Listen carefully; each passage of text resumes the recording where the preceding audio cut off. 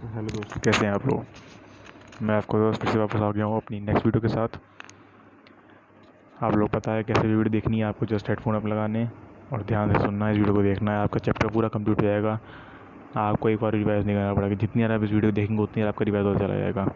मुझे पता है थोड़ी आवाज़ में थोड़ा इशू होगा क्योंकि माइक में पता है मेरा माइक ख़राब है। जितनी माइक जल्दी लेना है तो आप जल्द से मेरा व्यूज़ बढ़ाएं, सब्सक्राइब बढ़ाएं, जिससे कि मैं माइक लेने के मेरे पास पेमेंट हो जाए। आइए वीडियो स्टार्ट करते हैं बिना किसी तरीके। और वीडियो पसंद आए तो चैनल को सब्सक्राइब करिए, लाइक करिए, कमेंट करिए और ज़्यादा से ज़्यादा शेयर करिए, जिससे कि आपके दोस्तों को फ़ायदा हो।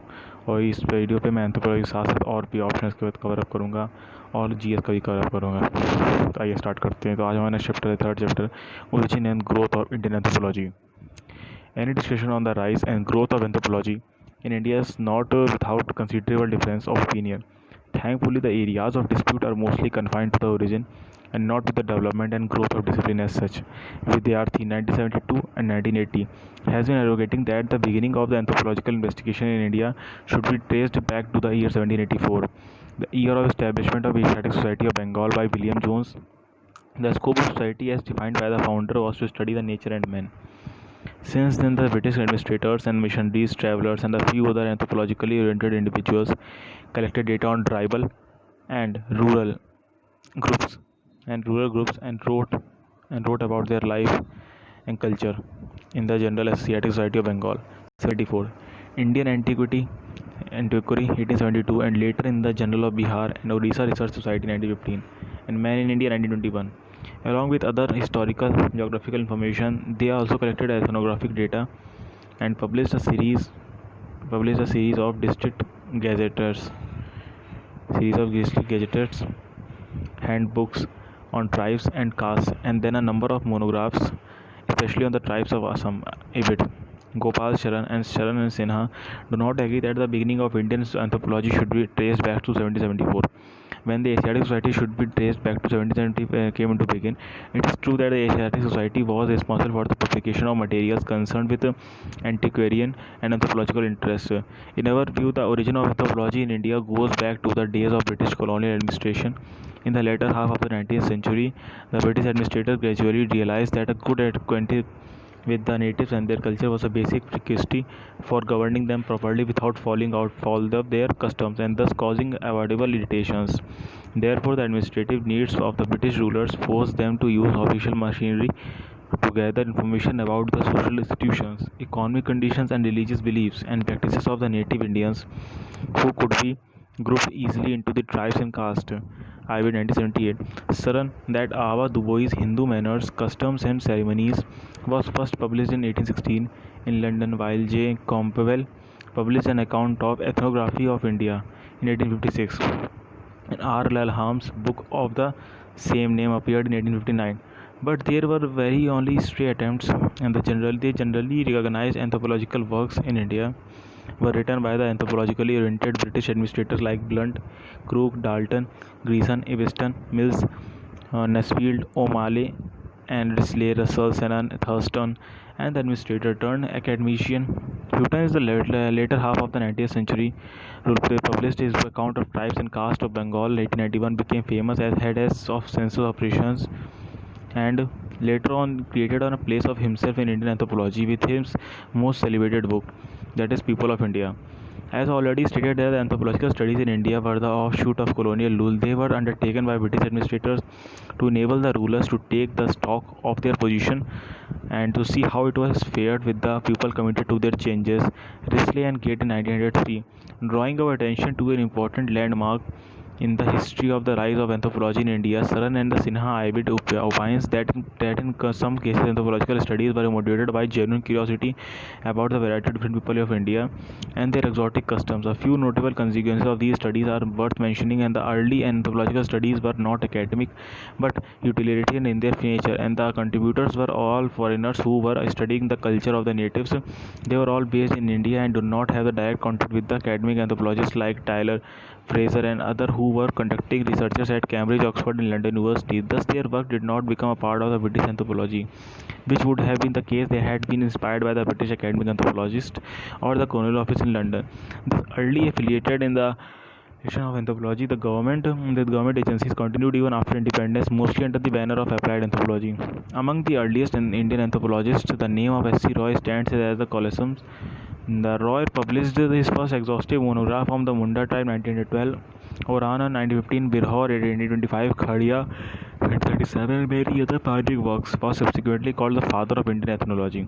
R.P. Chandra's work on the Indian Aryan race in 1916 also generated a lot of interest, especially among the students of the cultural history of India. It has been a worldwide phenomenon, including India, that the earliest anthropologists were specialists in diverse fields like natural history, medicine, law, etc., and in the systematic study of man.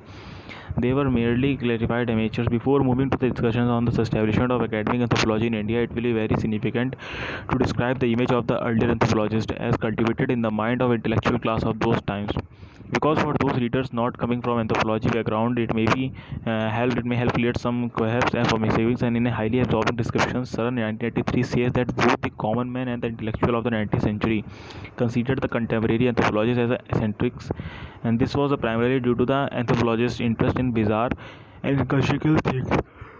The so-called amenities, namely the study of odd men, and the so-called eccentricities of the pioneering anthropologists, and the romanticism, which led most of them to take interest in the distant places and exotic peoples.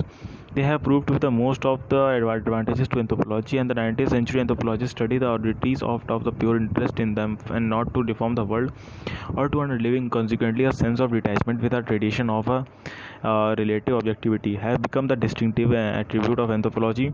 Since its very inception, anthropology was developed a science of leftovers. Leftovers were many and varied, and therefore, unlike economics or political science, anthropology escaped being stamped with the preoccupation with only one aspect of the life of man. Although it is true that the anthropology began with the study of life and customs of primitive people, it diversified and included such branches of as physical, that is biological anthropology, and prehistorical archaeological anthropology, and a number of sub-branches in the fields of specialization. A discipline cannot be said to have its mark until it is accorded recognition as a subject of teaching and research at the university level. On the academic side, the master's degree had been started at the Calcutta University in 1921, and the Department of Sociology at Bombay University started in 1920. Had included into the syllabus fair bit of social anthropology. Mathur in 1972 says that this was under the inspiration of A.C. Haddon and W.H.R. Rivers and Calcutta, and produced some fine anthropologists. Prominent among them they were K.P. Chattopadhyay, T.C. Das, B.N. Majumdar, N.K. Bose, and P.C. Biswas. These scholars had done extensive work on the tribes and castes of eastern and middle India, produced theory-oriented monographs and papers based upon the first-hand field data of the Chattopadhyay, Das, and Bose continued teaching at Calcutta. Majumdar came to Lucknow in 1928 and succeeded in the slowly building up of a nucleus of anthropology in the Department of Economics. A full-fledged department of anthropology was established only in 1951, with Majumdar as first head of the department. Biswas taught at Calcutta for a while and then came to Delhi, where he built up at the University of Department of Anthropology with emphasis on physical anthropology. B.S. Guha, with his academic training in anthropology at Harvard, joined government services and became the first director of Anthropological Survey of India when it broke away from the Zoological Survey of India 1946. So all of them were after the Calcutta pattern. General and anthropologists, though Chattopadhyay, Das, Majumdar, and Bose did more social anthropology, while Guha and Biswas did more than physical anthropology. So during this decade, two persons stood like colossus. These were S.C. Roy and the Verrier Elvin. Both of them were not academically trained anthropologists, but their contribution to Indian anthropology can never be forgotten.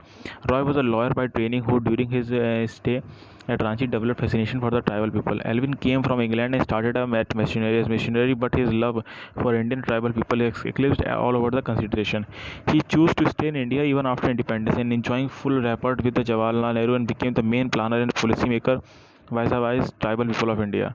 The 4 decades after independence have witnessed rapid growth in the teaching and research in anthropology. It has no more an unknown discipline dealing with the quaint and the exotic and the curious.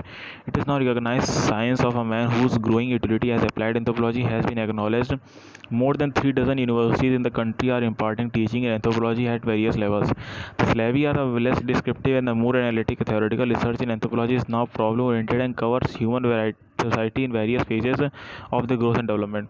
Besides the university of departments of an anthropology, some part of or other of the discipline is included in the syllabi of such other subjects as sociology, political science, social and preventive medicine. In specialized courses, physical, biological anthropology papers common to most universities are human evolution of human genetics, and some departments are paying greater emphasis on primatology and comparative anatomy. Others are on cytogenetics, biochemical anthropology, and population variation. Among the research institutions, governmental and semi-autonomous and autonomous Anthropological Survey of India is probably the largest of its kind in the world and has several regional stations and employs hundreds of professional anthropologists who are engaged in the research in social as well as physical anthropology. The application role of anthropology has come to be recognized in the fields of such state programs as family welfare, public health, adult education, and community development, environmental sanitation, and regional development. Anthropologists are working in tribal research institutes, offices of the Commissioner of Scheduled Castes, Scheduled Tribes, offices of the Registrar General of India, Indian Agriculture Research Institute, Space Application Center, museums, various constituents of CISR, Planning Commission, and many other diverse important institutions. Anthropology also has a separate section of Indian Science Congress. India is second only to the USA in the number of professionally trained anthropologists working in the diverse institutions. Social cultural anthropology. Among the three branches of anthropology, social anthropology in India has come to of age. This is clearly reflected in reviews of its history and development, undertaken by Majumdar 1956 to 58, Ghurre 1956, Dubey 1962, Bose 1967, Saran 1973, and Saran Sinha 1976, and Vidyarthi 1966. Majumdar categorized the development of social anthropology in India into three phases: formulatory 1774 to 1911, constructive 1912 to 1937, and critical was the 1938 onwards. Vidyarthi made some minor adjustments: formative period, constructive period, and analytic period. However, in the present discussion, the journey of Indian social anthropology has been described without any labels, encompassing salient points and issues raised by the above mentioned scholars. As already stated during the earliest phase, the last quarter of the 19th century and the first quarter of 20th century, the anthropological oriented British administrators posted in different parts of the India wrote descriptive accounts of his life, culture of the people of different regions. Among such peoples of among a scholar administrative Risley, Dalton, and O'Malley were posted in eastern India, Russell in middle India, and Thurston in south India, Crookes in north India. So the main objective behind this exercise was to acquaint the government officials were classified was to acquaint the government official and about the people of different regions to ensure effective colonial administration. Some of not notable works to be the kind Tribes and Caste Bengal by Tribes and Caste of Oudh and United Provinces by Crookes. Such other works, and these generalized works in descriptive ethnography gave rise to a more rigorous exercise of preparing more detailed accounts of specific tribes, followed by the accounts of some specific castes. So some of the remarkable work in this phase is the Khasi by Gurdon, and the Lota Naga by Mills, and the Lakshmi Fukuki clans, Shakespeare, and the Chambras by the Briggs. So the first Indian ethnographer to write such monographs was S.C. Roy, who published very good monographs on some of the important tribes of Chota Nagpur, such as Munda, Oran, Roaz, work as a different favor. L.K. Anantha Krishna Iyer, like the British administrators, worked as a serial publication on the tribes and castes. His major works are Cochin Tribes, Caste, and the Mysore Tribes and Castes. So, pointing towards a major weakness of the works for the Roy's Journal, Saran and Sin 1974 correctly says that even these were able pioneering anthropologists of Indian origin did not think that their work should be different from that of British administrators anthropologists who were studying an Aryan culture.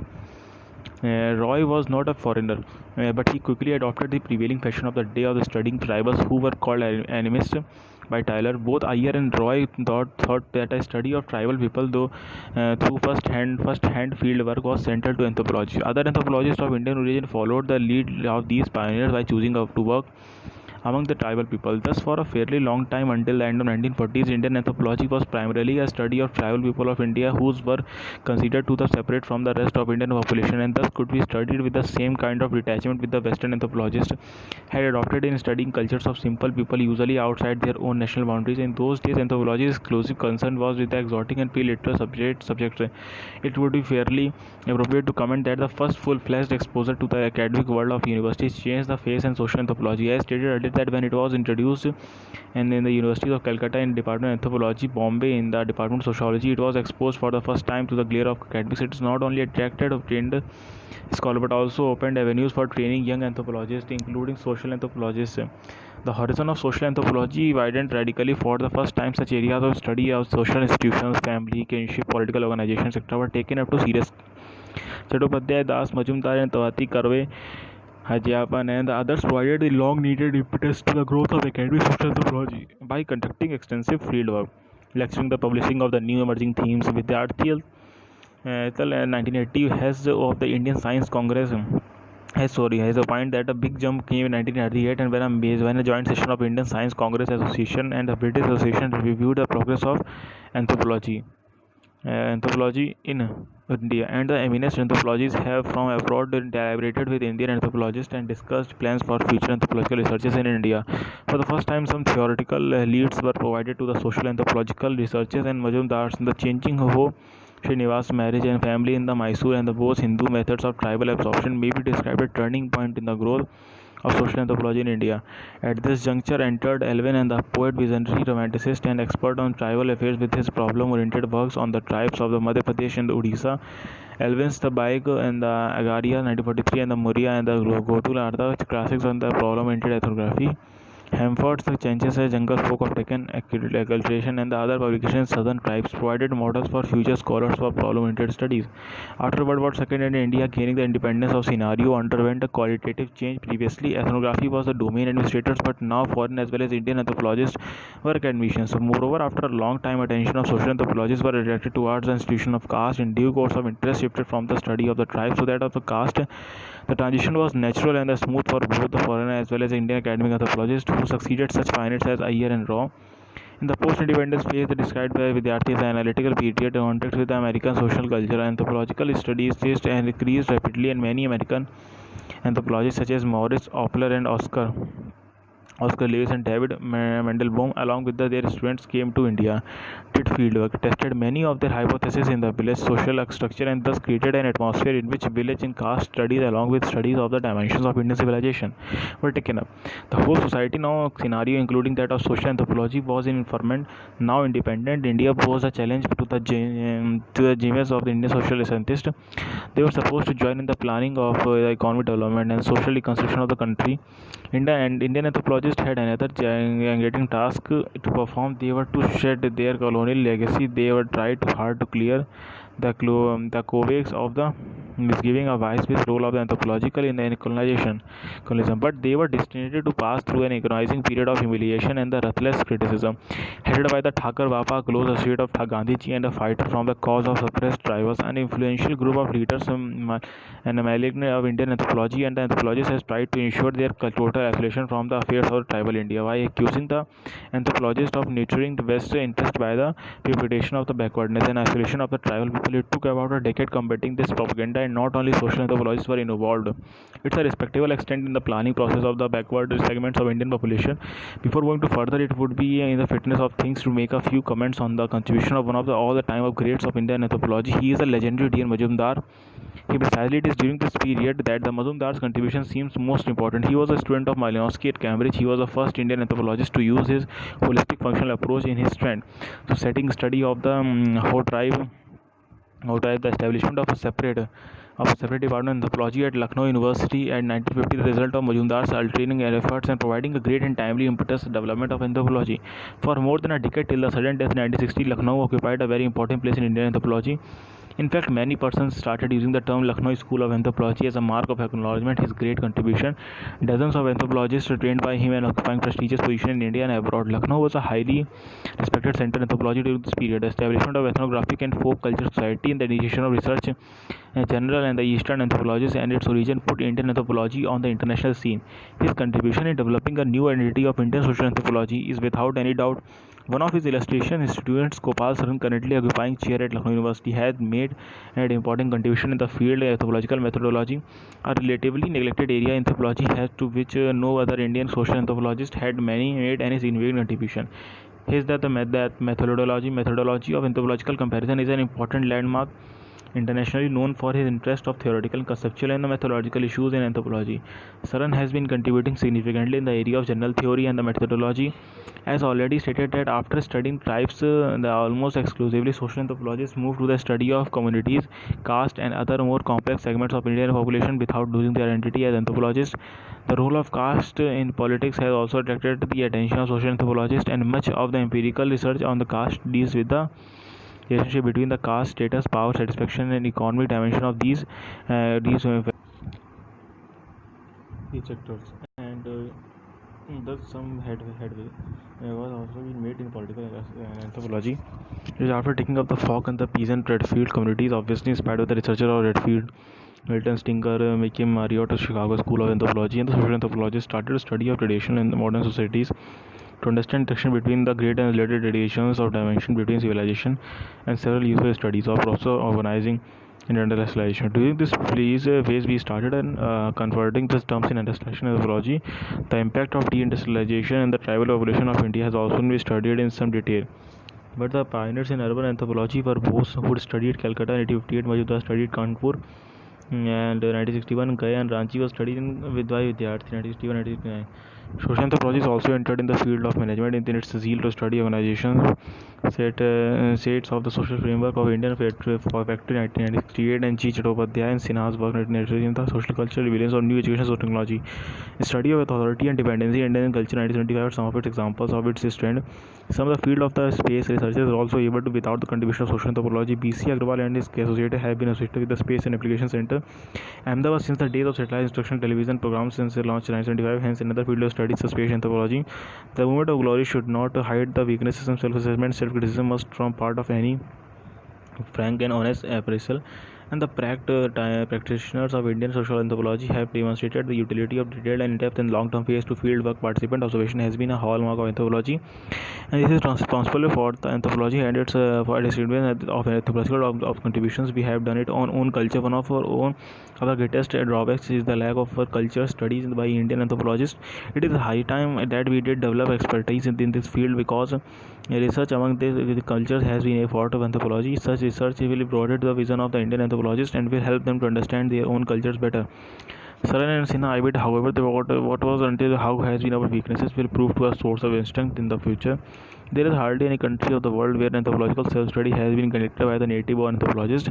For almost 7 decades before long, anthropologists for almost all the countries, particularly the developing countries, will have to start studying their own culture. So we cannot anticipate the kind of problems and these native anthropologists will face these new aspects of anthropology. Is almost every country will encounter growing pains, and the only exception then it will be anthropology in India, which has long passed that stage. For the last 2 decades or so, an agonizing process of reappropriation has been going to Indian anthropology, anthropology, especially in the social anthropology, because of its influence during the pre-independence period and the American influence in the post-independence era. There is a general feeling of a persisting crisis of identifying the Indian sociology and anthropology. It is said that the lack of personality of its own, it must get away from the Western models which are instituted for our purposes. Akiyas Mathur rightly draws our attention need of Indian social anthropology being built upon the homemade designs and the models. So we should develop our own different approaches, traditions, symbols, and cultural patterns for bringing about greater independence on Indian social anthropology. We should make a greater use of ancient literature along with intellectual patterns between Islamic and the local Hindu tradition for understanding its society. But this arc for identity should not blind us to the developments in the West, and we should not adopt the research strategies and the models developed there to our own social problems. The whole of Indian society is in ferment, and our country is passing through a difficult phase of its independent existence. British colonialists and use social anthropological is knowledge to promote the colonial interest, but it is time to sharpen the tool of improve our own administration. And it is heartening to see our subject in the civil services examination. Aspirants are adopting anthropology in large numbers. Should be adopted as essential part of training of administrative personnel at all levels. Physical biology anthropology. Physical anthropology is the second major branch of anthropology. It is a beginning may be traced back to the later half 19th century, and when under the British administration, attempts were being made to study physical traits of native people side by side with the cultural characteristics. Physical anthropology investigations begin with the simple anthropometry. The main objective behind the anthropometric exercises during that period was a gift to metric exploration to observable human physical features, to the ethnic differentiation and their possible origins, evolution, and the resulting resulting in admixtures and between population. Its techniques have been simple but effectively employed in the contempt of persons working in this field. Prior to use in India in the 17th and 18th century, when missionaries from Western countries and travelers were giving descriptive accounts of morphological features along the cultural traits of various peoples they met within different lands, scientists were grappling with the problem of giving metric expressions to those visually observable morphological traits. Historically, the available records on the anthropometric studies in the area indicate that J. Short was the first who embarked on the study of such a study. He measured 3 tribes from the Nilgiris in Tamil Nadu, mostly for their structure, included only the necessary dimension of the head and the nose for the calculation of cephalic and the nasal indices, and the results were published jointly by the call Outlook in 1868. He was followed by the Risley in 1891, who organized and supervised the most comprehensive survey for most of the provinces that were in British India, including Balochistan, Ceylon, and the Burma. R.D. Singh, 1987, Sergeant Captain Brockman measured most of the castes and tribes of the Uttar Pradesh, published the accounts in 1996. Thurston worked on large numbers of groups from all over the south and published the results of the 1990 onwards several volumes.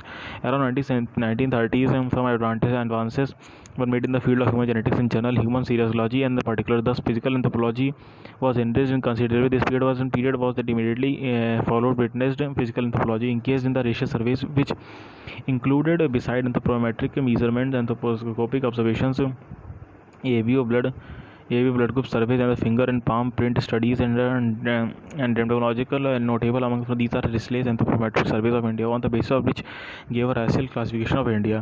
Guha racial surveys of India as a part of census of India 1931, Majumdar racial survey of Bengal, UP and Gujarat, blood group survey of McFarlane, Chatterjee and the Mitran, genetic and the racial studies of Sarkar. At this junction, mathematicians and statisticians joined physical anthropologists in the efforts of standardize the tools and techniques for meaningful comparative evaluations, and also provide new tools in the form of mathematical formulate to meet this requirement. Mathematics. Majumdar racial surveys were held by such statisticians as Mahalanobis, C.R. Rao, and human paleontologists. Search and study of fossils researchers remained within the jurisdiction of the Geological Survey of India.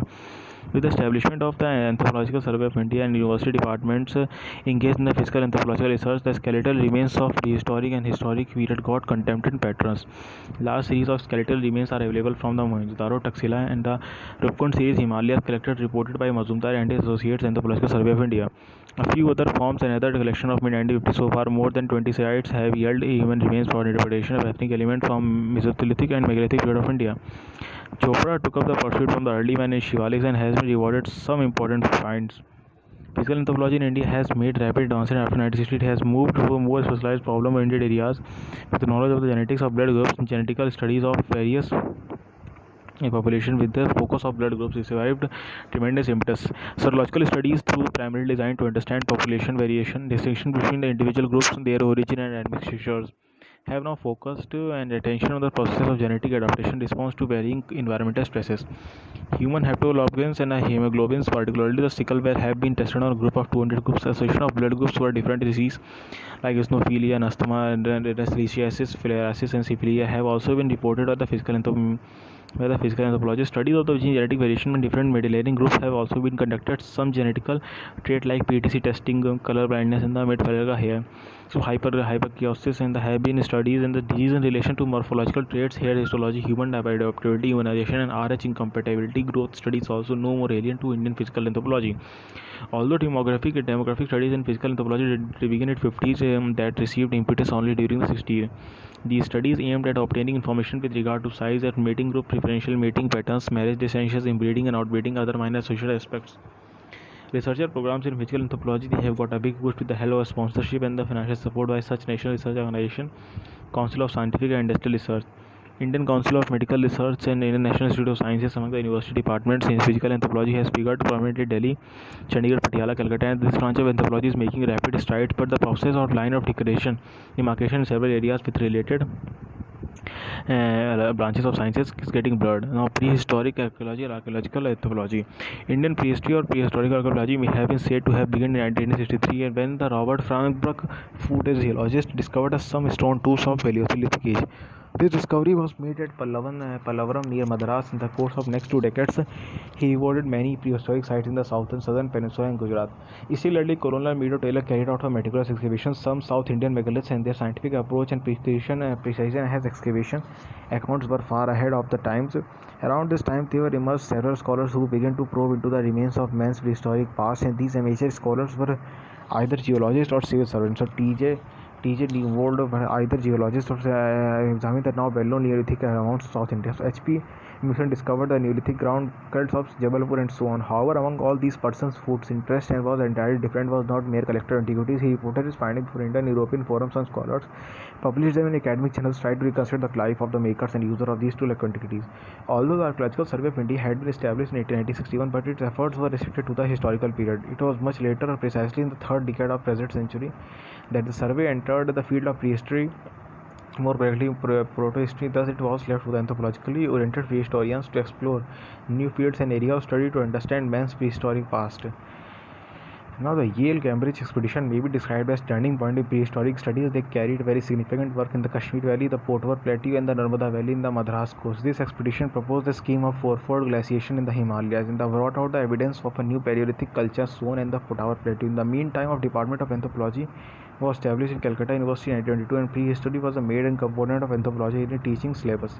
D. Sen of his department had taken part in Yale-Cambridge expedition. The Tara Patterson and the Yale-Cambridge expedition, model annals of Indian society prehistory, published a short account of Paleolithic industries around the Bombay Cast in Krishnava Swami.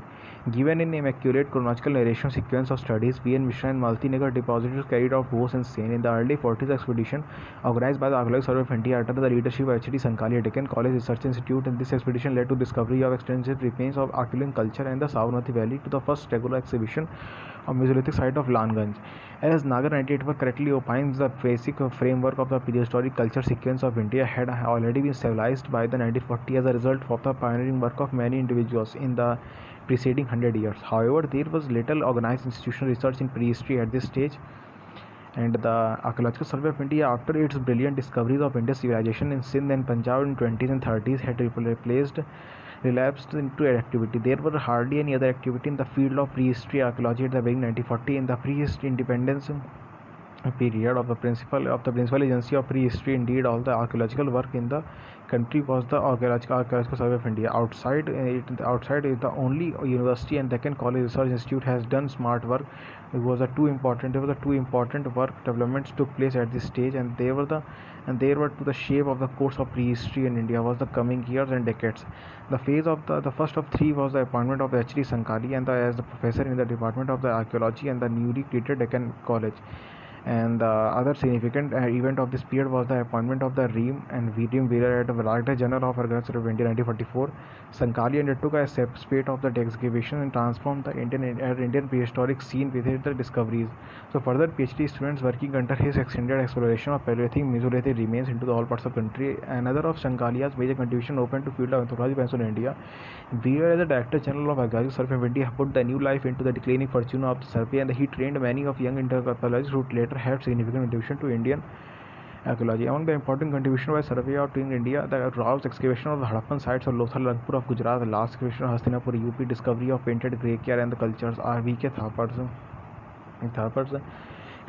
excavation at the Paleolithic part. So they've done the excavation. So many examples were there. Reviewing the growth of prehistoric archaeology after the Mishra and Nagar Arvid say that in the contrast immediate work of the first three-quarter century activities in the country, the virtual monopoly archaeological research of Archaeological Survey of India is now over, though it still continues to be important agency of research. Universities, on the other hand, are now playing an increasingly bigger role in teaching and research. In more than a dozen universities of the country, prehistoric archaeology forms an integral part of teaching at the postgraduate and undergraduate levels in anthropology departments. Only two of them, Kolkata and Guwahati, are actively engaged in research. Prehistory was planned teaching equal number of archaeology department universities, but full emphasis Mesolithic archaeology course in Neolithic, Chalcolithic. The Archaeological Survey of India has which concern itself exclusively with the Stone Age, while the other branches of survey restrict themselves largely to the Neolithic, Chalcolithic and historical periods. Other than the survey, the biggest contributions to the archaeological research, especially in the prehistory, being the Deccan College and its towering patriarchal Sankalia. His illustration students V. N. Mishra Company, Lucknow, with pure anthropological background, and has made significant contribution not the excavations or the work of later patriarch. Among the students, the name of Malti Nagar from her work anthropology, Yashodhar Mathapal for reconstruction study of rock art, cave art, and very famous Deccan College. The last 2 decades are to witness a phenomenal increase of our knowledge of prehistory. While the term anthropological archaeology has been formalized in the United States, we have moved from the prehistory to archaeological anthropology. Two professional organizations, namely Indian Archaeological Society, named as Indian Society for Prehistory Quaternary Studies, firmly emerged horizon of Indian prehistory. Their research journals and contents of their journal reflect the growing to our interdisciplinary research and a shift from the traditional history-oriented archaeology and to anthropology-oriented, and this seems to a very healthy shift desired because of the fact that Indian archaeology does not have its roots in anthropology. It called the child of history through least developed and popular among all the branches of the anthropology in India. The future of archaeological anthropology is defined by not bleak, and last 3 decades be a testimony to the helmet. So now we get completed. Now we will start the next chapter later. So with the next chapter is tools of data collection anthropological fieldwork. So if you like this video, please like, comment, share, and please subscribe the channel, and please complete the video and from with using a headphone, so that you will get to know about full completed without reading. You can just see the video and listen very carefully. You can complete chapter very easily, and I will complete all anthropological books, each and every book, and whatever, if any problem and if any improvements, please comment so that I can improve these my improvements. Thank you so much.